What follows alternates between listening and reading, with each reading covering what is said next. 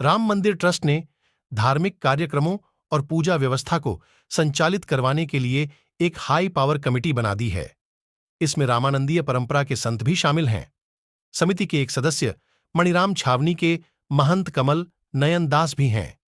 वह कहते हैं कि पूजा तो रामानंदी विधि विधान से ही होगी। समिति इसे और भव्य बनाने के लिए कुछ सुझाव के साथ संशोधन कर सकती है। काशी के विद्वान आचार्यों से भी समिति इस पर चर्चा करेगी। श्री राम सेवा विधि समिति पूजन विधि पर एक ग्रंथ भी प्रकाशित कर रही है। इसमें पूजा से लेकर अन्य धार्मिक कार्यक्रमों की विधिक प्रक्रिया का वर्णन होगा। लगेगा व्यंजनों का भोग। रामलल्ला को 4 समय भोग लगेगा। पुजारी प्रेमचंद्र त्रिपाठी बताते हैं कि रामलल्ला को हर दिन और समय के हिसाब से अलग अलग व्यंजन परोसे जाते हैं। ये व्यंजन राम मंदिर की रसोई में बनते हैं। सुबह की शुरुआत बाल भोग से होती है। इसमें रबड़ी, पेड़ा या कोई और मिष्ठान चढ़ता है। दोपहर में राजभोग चढ़ता है, जिसमें दाल, चावल, रोटी, सब्जी, सलाद और खीर शामिल है। संध्या आरती के समय भी अलग अलग मिष्ठान चढ़ते हैं और रात में भी पूरा भोजन चढ़ाया जाता है।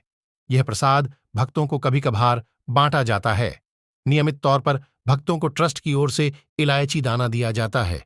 इसके अलावा ट्रस्ट अलग 3 वक्त की आरती, मौसम के हिसाब से वस्त्र, रामलला की पहली आरती सुबह 6:30 बजे होती है। रामलला को जगाने से पूजन शुरू होता है। इसके बाद उन्हें लेप लगाने, स्नान करवाने से लेकर वस्त्र पहनाया जाता है। हर दिन और मौसम के हिसाब से अलग अलग वस्त्र पहनाए जाते हैं। गर्मियों में सूती और हल्के वस्त्र, तो जाड़े में स्वेटर और ऊनी वस्त्र पहनाए जात। दोपहर 12 बजे भोग आरती होती है और 7:30 बजे संध्या आरती होती है।